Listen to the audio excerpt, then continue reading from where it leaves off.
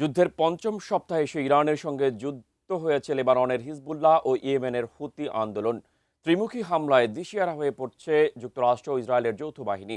এমন পরিস্থিতিতে ফাঁস হয়েছে চাঞ্চল্যকর তথ্য। এবার ইরানকে দমাতে পারমাণবিক অস্ত্র ব্যবহারের আশঙ্কায় সম্ভাব্য পরিস্থিতির জন্য প্রস্তুতি নিচ্ছে জাতিসংঘ। বিস্তারিত জানাচ্ছেন তৌফিকুল আশিক। ইরানকে নতুন করে হুমকি দিয়েছেন মার্কিন প্রেসিডেন্ট ডোনাল্ড ট্রাম্প। হুঁশিয়ারি দিয়ে তিনি বলেন, ইরানের খার্ক দ্বীপ এবং তেল বিদ্যুৎ ও জ্বালানি স্থাপনায় হামলা চালানো হবে। হরমুজ প্রণালী দ্রুত খুলে না দিলে এ ধরনের পদক্ষেপ নেওয়া হবে। ট্রাম্পের এমন হুমকির পরেই ইরান যুদ্ধ নিয়ে জাতিসংঘের গোপন তথ্য ফাঁস করেছে সংস্থাটির এক কর্মকর্তা। জাতিসংঘে প্যাট্রিয়টিক ভিশন অর্গানাইজেশনের স্থায়ী প্রতিনিধি মোহাম্মদ সাফা দাবি করেছেন, ইরানের বিরুদ্ধে পারমাণবিক অস্ত্র ব্যবহারের সম্ভাব্য পরিস্থিতির জন্য প্রস্তুতি নিচ্ছে জাতিসংঘ।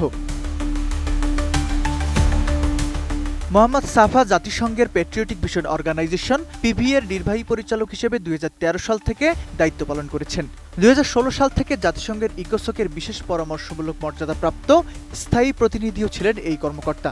এই মানবতা বিরোধী অপরাধের সাক্ষী হতে চান না বলেই পদত্যাগ করেছেন বলে দাবি করেছেন মোহাম্মদ সাফা। সাফার দাবি, মানুষ পরিস্থিতির ভয়াবহতা বুঝতে পারছে না। তেহরান 1 কোটি মানুষের শহর, আর সেই শহরের উপর পারমাণবিক হামলার এক গোপন ব্লুপ্রিন্ট তৈরি করছে জাতিসংঘ। তিনি আরও জানান, জাতিসংঘের শীর্ষ কর্মকর্তারা একটি শক্তিশালী লবির স্বার্থ রক্ষায় গাজায় গণহত্যা এবং লেবাননে জাতিগত নির্মূলের মতো ঘটনাগুলোকে আড়াল করছেন। তার মতে, ইরানের বিরুদ্ধে যুদ্ধ আন্তর্জাতিক আইনের চরম লঙ্ঘন হওয়া সত্ত্বেও জাতিসংঘ নীরব। উন্নত মানের কাঁচামাল আরআইএল অ্যাঙ্গেল এন্ড চ্যানেল। এখন কাঠের দিন শেষ, আরআইএল এর বাংলাদেশ।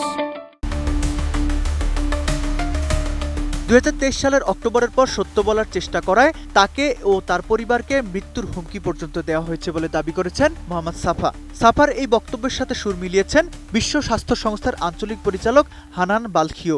তিনিও জানিয়েছেন, WHO একটি পারমাণবিক ঘটনার জন্য প্রস্তুতি নিচ্ছে, যার ক্ষতি কয়েক দশক ধরে বিশ্বকে ভোগাতে হবে। এদিকে মার্কিন প্রেসিডেন্ট ডোনাল্ড ট্রাম্প ইরানকে উদ্দেশ্য করে এক চরম হুঁশিয়ারি দিয়েছেন। তিনি বলেছেন, ইরান যদি পারমাণবিক অস্ত্র অর্জনের লক্ষ্য ত্যাগ না করে এবং যুক্তরাষ্ট্রের কাছে নতি স্বীকার না করে, তবে দেশটির অস্তিত্বই মানচিত্র থেকে মুছে যাবে। মোহাম্মদ সাফার এই তথ্য ফাঁস এবং ট্রাম্পের চরম আলটিমেটাম, সব মিলিয়ে তেহরানের আকাশে পারমাণবিক হামলার মেঘ ঘনীভূত হচ্ছে। এই সম্ভাব্য পরিস্থিতি মোকাবেলায় জনগণকে রাস্তায় নামার আহ্বান জানিয়েছেন জাতিসংঘের কর্মকর্তা সাফা। তার মতে, কেবল সাধারণ মানুষই এই ধ্বংসযজ্ঞ রুখতে পারে। Taufiqul Ashik, ATN news.